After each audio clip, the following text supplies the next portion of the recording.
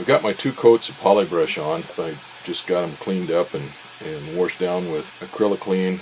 I'll wait for that to dry. I'll go ahead and mix up this poly spray. I used 1 gallon of polybrush on the control surfaces for the 2 coats. Well, maybe that was more than it needed, more than I should have, but actually there winds up being a lot of surface area on all of those control surfaces. Well, anyway, time to get ready for the poly spray. And this is one of the 5-gallon cans that I was given by a friend of mine of the poly spray. And it's got maybe a gallon in it or so. I opened it up a while back and determined that it was still good. I stirred it up at the time and then sealed it back up and then flushed it out with CO2 out of my welding tank. I just got it out yesterday, pulled the top of it off and mixed it up.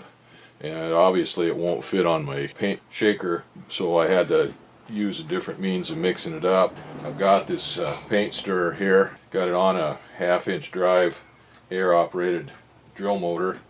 You don't want to use an electric drill for this. They tell you that because the solvents and the vapors coming off that could ignite from an electric spark out of an electric drill.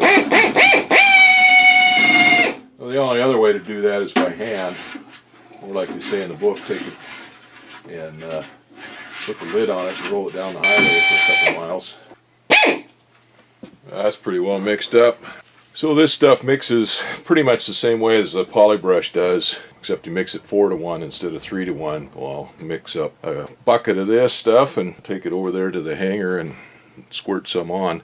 Again, it goes on with 3 coats, which is actually 6 coats because each coat is a cross coat. You go vertically on 1 coat and then horizontally, and that's considered 1 coat. And then to do it again and then sand it and then put your final coat on is the 3rd one. Well, I don't know how much that's going to take, but I got another 5-gallon can of that stuff plus several 1-gallon cans up there, so I think I've got plenty of it for the control surfaces anyway. Put the first coat of poly spray on there, because there's 2 coats because it's a cross coat. The first thing I did was turn my gun so that the spray was horizontal, and then I got down and sprayed all those lower edges, the leading edges and the trailing edges on all those surfaces because they have a tendency to get missed. Anyway, I went all around all of the edges, and then I sprayed the body of it with spray on a horizontal position and sprayed up and down. And when I got all done, I went back to the start and turned the spray nozzle so it was vertical and sprayed back and forth on it and put my second coat on. I let that set overnight and a little bit longer because it's cool here. It's in the 40s and low 50s, and this stuff, the optimum temperature is supposed to be like 65 to 70 or something, and not supposed to spray it below 55. Anyway, it takes a while for it to set up at that temperature. There was some lumps and stuff in it. Some of it was stuff that got on it, I don't know how. Some of it was come off of the rags when I washed it down with the solvent, the prep sol, and some of it was little fabric bits that came off of the tack cloth, I think. And then you pick up some gobs of the silver. It kind of builds up in the spray guns and gets spurted out there in spots, and so it makes spurts on stuff.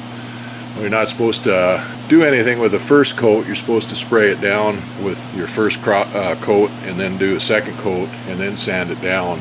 But I went ahead and went over everything here after the first coat with sandpaper and just kind of scuffed it down, knocked some of the high spots down off of some of the pinked edges, and I took the razor blade and kind of scraped some of the stuff off of there that I could, the pinked edges and some of the stuff that was kind of stuck in the paint, the little gobs and stuff like that. Got it smoothed out, washed it down twice with rags with prep sol, and I'm just letting it dry now. So I have to mix up some more poly spray and put my second coat on here this evening. I used up what was in that partial can, that first can of poly spray, so I've got another 5-gallon can here that I was given, and it had never been opened. First thing to do is to get see, there's the aluminum on there, the paste, that's the filler that's in there. It's all on the bottom, and I got a big stick in here using to break that stuff up on the bottom. And once I get it, you can see it's all silver, but there's what's supposed to be in suspension there, and there's more than that in there. So anyway, I get that broke up from the bottom, and then use that drill motor with that steering paddle on there. Try to get that loosened up and get it all in suspension. Almost any can you get is going to be like that. Even if I get, or even a gallon can or quart can or whatever, most of the solids are going to settle out of it. If it's been on the shelf for any length of time, they're going to be pretty solid on the bottom. Even if it's been sitting for a day or two, even while you're using it in the paint gun, it's a good idea to shake it up to keep it in suspension, because that stuff falls out of suspension pretty fast. So I'll keep stirring that up, get that loosened up, and then put that paddle in there. Ooh, a good gob there. And try to get that broke up and mix that 4-to-1 and put my second coat on the control surfaces out there.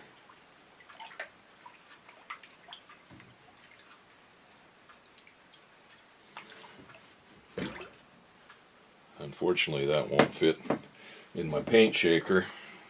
Be nice if it would.